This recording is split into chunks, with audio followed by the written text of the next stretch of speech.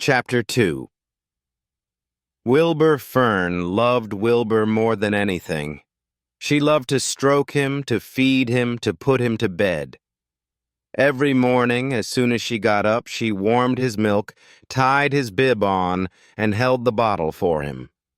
Every afternoon, when the school bus stopped in front of her house, she jumped out and ran to the kitchen to fix another bottle for him. She fed him again at supper time, and again just before going to bed.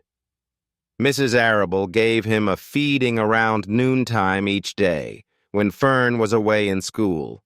Wilbur loved his milk, and he was never happier than when Fern was warming up a bottle for him. He would stand and gaze up at her with adoring eyes. For the first few days of his life, Wilbur was allowed to live in a box near the stove in the kitchen. Then, when Mrs. Arable complained, he was moved to a bigger box in the woodshed. At 2 weeks of age, he was moved outdoors. It was apple blossom time, and the days were getting warmer. Mr. Arable fixed a small yard specially for Wilbur under an apple tree, and gave him a large wooden box full of straw, with a doorway cut in it so he could walk in and out as he pleased. "Won't he be cold at night?" asked Fern. "No," said her father. "You watch and see what he does." Carrying a bottle of milk, Fern sat down under the apple tree inside the yard. Wilbur ran to her, and she held the bottle for him while he sucked. When he had finished the last drop, he grunted and walked sleepily into the box. Fern peered through the door. Wilbur was poking the straw with his snout. In a short time, he had dug a tunnel in the straw. He crawled into the tunnel and disappeared from sight, completely covered with straw.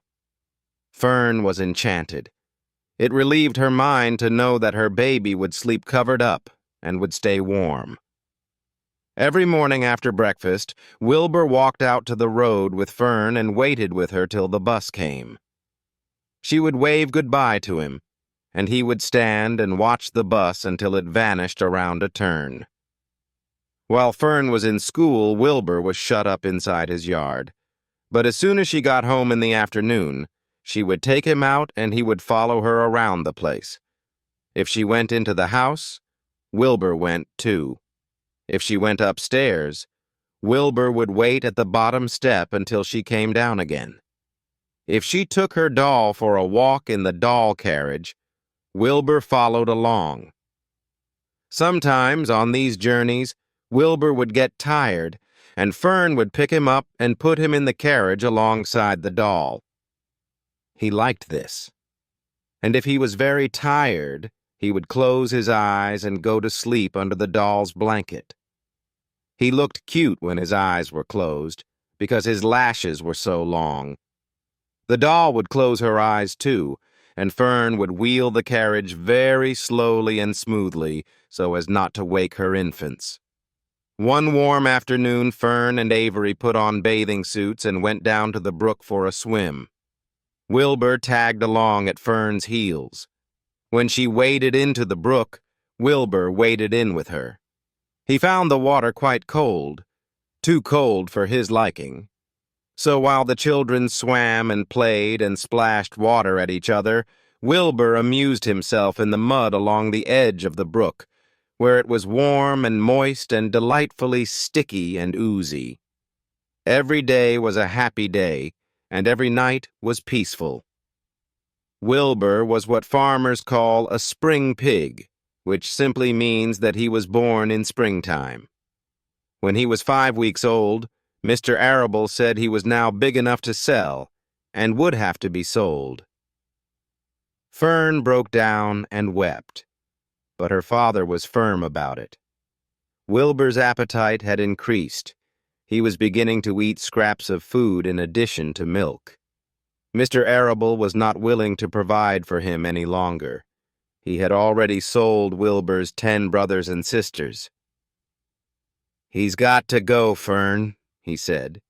"You have had your fun raising a baby pig, but Wilbur is not a baby any longer, and he has got to be sold." Call up the Zuckermans, suggested Mrs. Arable to Fern. Your Uncle Homer sometimes raises a pig, and if Wilbur goes there to live, you can walk down the road and visit him as often as you like. How much money should I ask for him? Fern wanted to know. Well, said her father, he's a runt. Tell your Uncle Homer you've got a pig you'll sell for $6 and see what he says. It was soon arranged. Fern phoned and got her Aunt Edith, and her Aunt Edith hollered for Uncle Homer, and Uncle Homer came in from the barn and talked to Fern. When he heard that the price was only $6, he said he would buy the pig. Next day, Wilbur was taken from his home under the apple tree and went to live in a manure pile in the cellar of Zuckerman's barn.